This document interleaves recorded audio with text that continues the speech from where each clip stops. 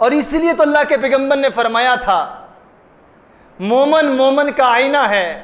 مومن مومن کے لیے کنگھی کے دندانوں کی طرح ہے، مومن مسلمان کے لیے دیوار کے اندر لگی ہوئی اینٹوں کی طرح ہے۔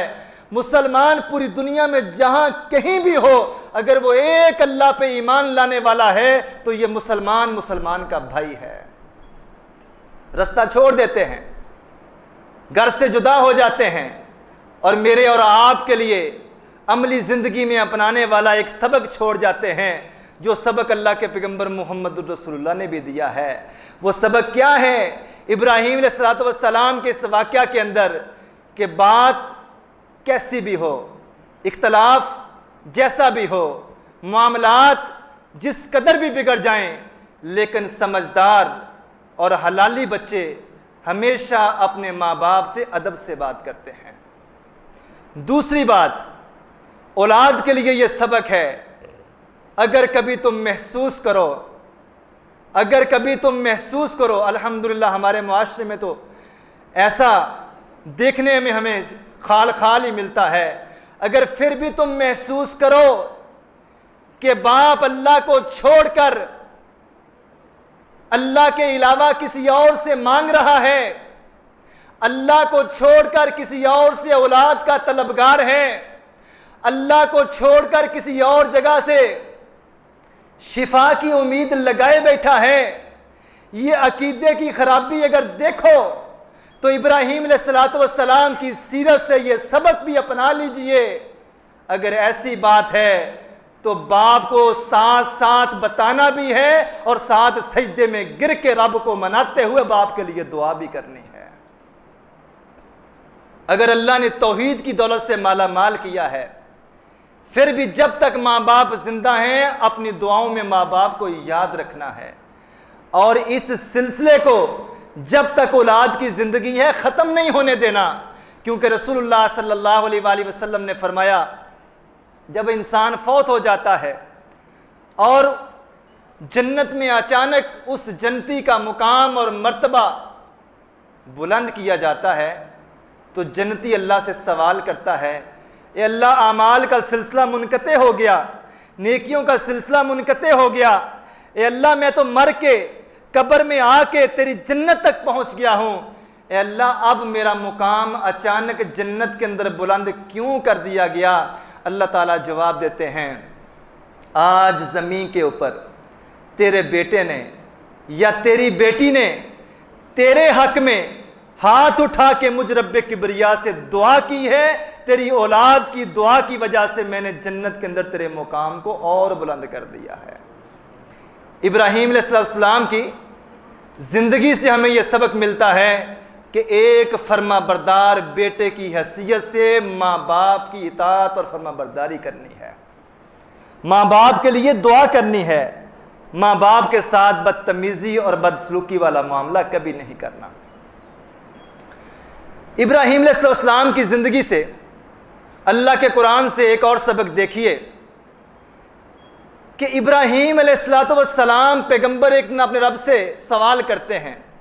اور میرے اور آپ کے ایمان کو جھنجھوڑنے کے لیے یہ واقعہ کافی ہے، اور مجھے اور آپ کو اپنی موت اور موت کے بعد آنے والی زندگی کو یاد کرنے کے لیے اور ذہن نشین کرنے کے لیے بھی یہ واقعہ بہت اہم ہے۔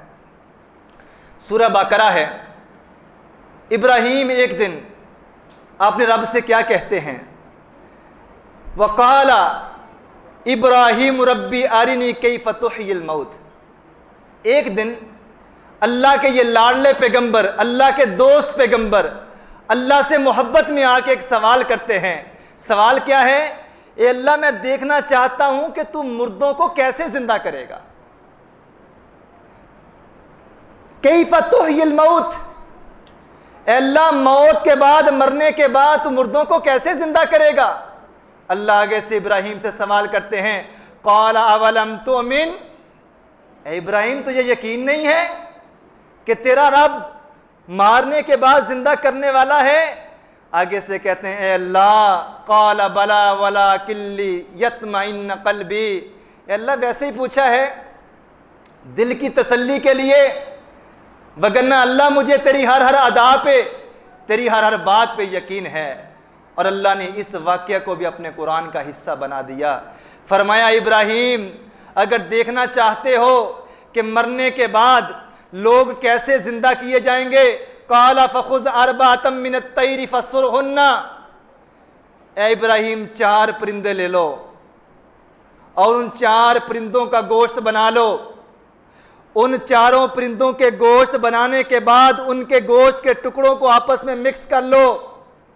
ثم اجعل علی کل جبل منہن جزءا، پھر پہاڑ کے اوپر اس مکس کیے ہوئے گوشت کے ٹکڑوں کو بانٹ کے جگہ جگہ پہ رکھ دو،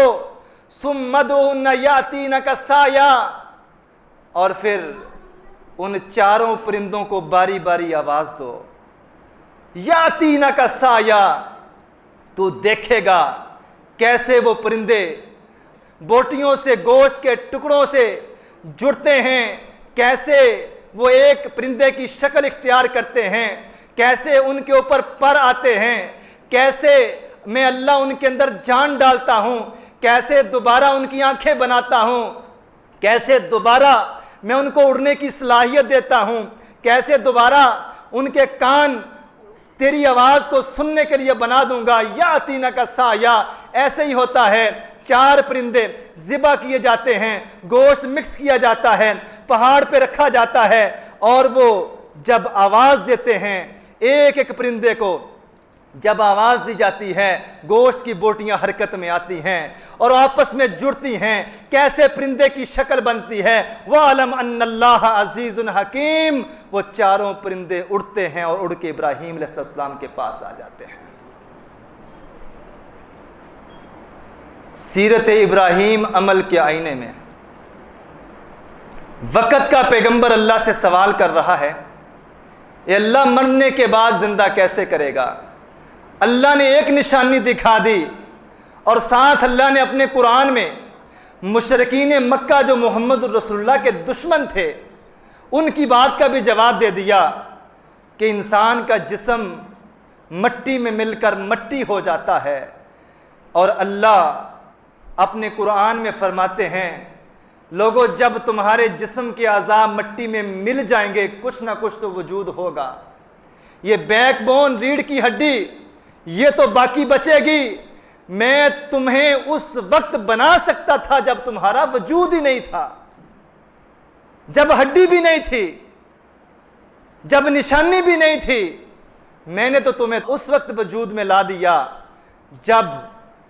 تمہاری کوئی نہ کوئی ہڈی، کوئی نہ کوئی پسلی، کوئی نہ کوئی جسم کا اعضاء نہ بھی ہو تو مٹی کے اندر ذرات تو ملے ہوں گے نا، تب تو اللہ کے لیے بنانا اور بھی آسان ہے۔ اس اللہ کا نظام ایسا ہے، کن فیکون، اسے جو چاہیے جو کرنا ہوتا ہے وہ صرف حکم دیتا ہے، یہ کام ہو جا، وہ کام ہو کے اللہ کے سامنے آ جاتا ہے۔ بناؤں گا ہی نہیں، اس وقت دنیا میں 6.5-7 ارب کے قریب آبادی ہے، آپ اندازہ کریں ایک ہی باپ کی 6-7 اولاد ہے، 6-7 بیٹے ہیں، ساروں کی شکلیں آپس میں نہیں ملتی، ساروں کی عادات آپس میں نہیں ملتی، چھوڑیں ساری چیزوں کو، جسم کے اعضاء میں مشابہت ہو سکتی ہے لیکن کسی باپ کے ہاتھوں کی انگلیوں کے نشان، فنگر پرنٹ اپنے بیٹے کے ساتھ نہیں ملتے، دوسرے کے اپنے بھائی کے ساتھ نہیں ملتے۔ 6.5-7 ارب کی دنیا کی آبادی میں ایک انسان کے فنگر پرنٹ دوسرے انسان کی فنگر پرنٹ کے ساتھ میچ نہیں کرتے۔ اللہ فرماتے ہیں جب میں قیامت کے روز تمہیں اٹھاؤں گا تو انہی فنگر پرنٹ کے ساتھ اٹھاؤں گا جو بالکل مٹ چکے ہوں گے، جن کا نام و نشان ختم ہو چکا ہوگا۔ ابراہیم علیہ السلام کی زندگی سے ملنے والے اسباق میں سے جب باپ کو دین کی دعوت دی، باپ نے دین کو قبول کرنے سے انکار کیا، پھر ابراہیم علیہ السلام باہر نکلتے ہیں اور لوگوں کو دین کی دعوت دیتے ہیں۔ لوگوں نے بھی دین کی دعوت قبول کرنے سے انکار کر دیا۔ ایک بڑا لمبا اور طویل واقعہ، انتہائی اختصار کے ساتھ خلاصے کے طور پہ، وقت کم ہے۔ قوم میلے پہ جاتی ہے، یہ واقعہ بھی اللہ کے قرآن نے اپنے قرآن کا حصہ بنا دیا۔ قوم میلے پہ جاتی ہے، اور اس جگہ پہنچے جہاں پہ قوم نے اجتماعی بت خانہ بنایا ہوا تھا، اور وہاں جاتے ہیں اور جا کے کیا کہتے ہیں؟ تم بولتے کیوں نہیں ہو؟ تم کھاتے کیوں نہیں ہو؟ طرح طرح کے کھانے تمہارے سامنے لا کے رکھے گئے ہیں، نظریں نیازیں تمہیں دے کے گئے ہیں، تم لو، کھاتے کیوں نہیں ہو؟ پھر اللہ کا قرآن کہتا ہے یہ میرے پیغمبر کو میرے مخالفین پہ غصہ آتا ہے، اور یہ بتوں کو ایک طرف سے توڑنا شروع کرتے ہیں اور کلہاڑا بڑے کے کندھے پہ رکھ دیتے ہیں۔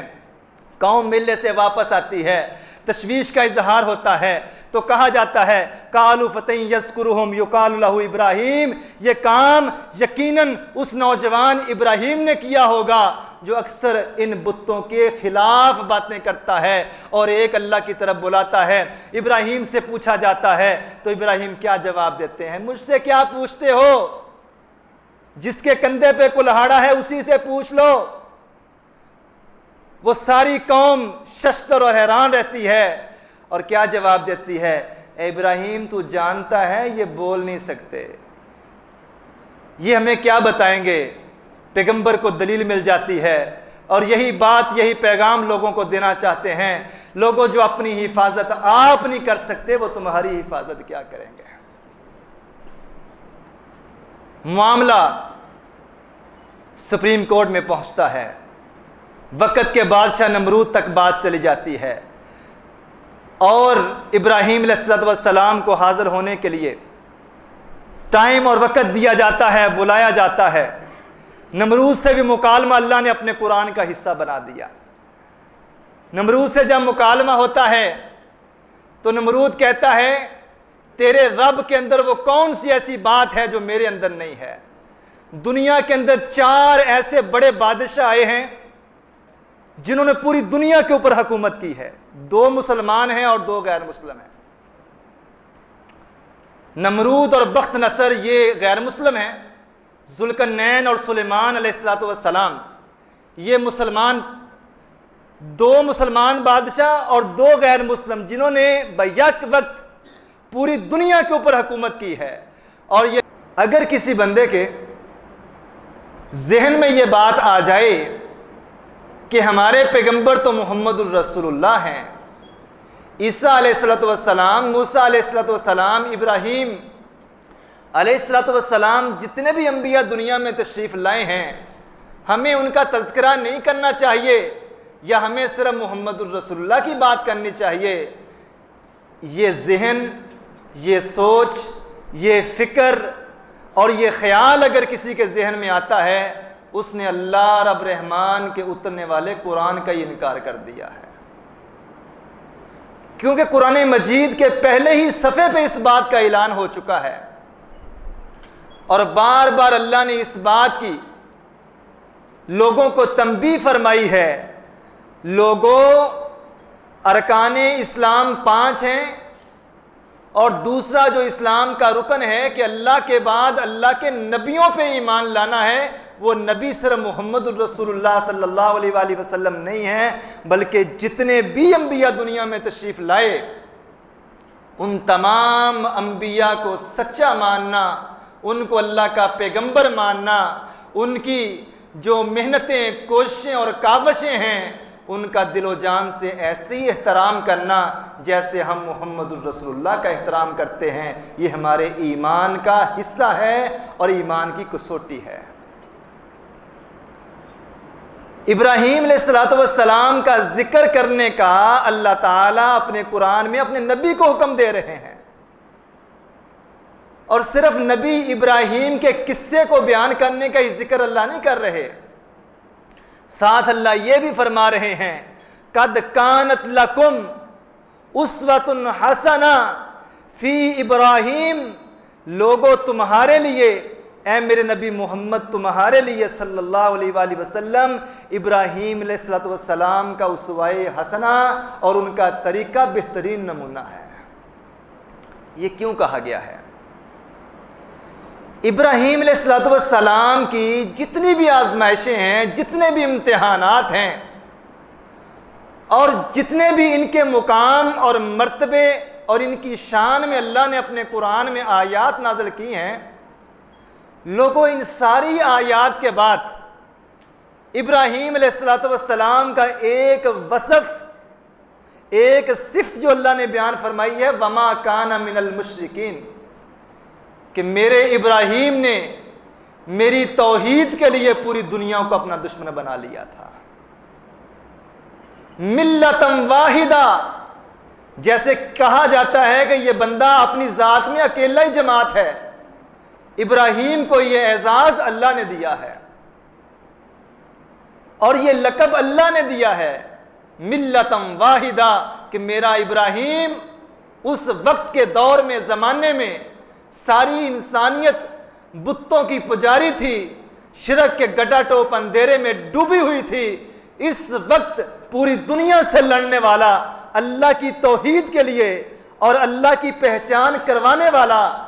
اگر کوئی تھا تو وہ اکیلا ابراہیم تھا۔ ساری دنیا، سارے لوگ ابراہیم کی ذہانت کے سامنے، ابراہیم کے ایمان کے سامنے، ابراہیم کی تبلیغ اور مشن کے سامنے گھٹنے ٹیکنے پہ مجبور ہو جاتی ہے۔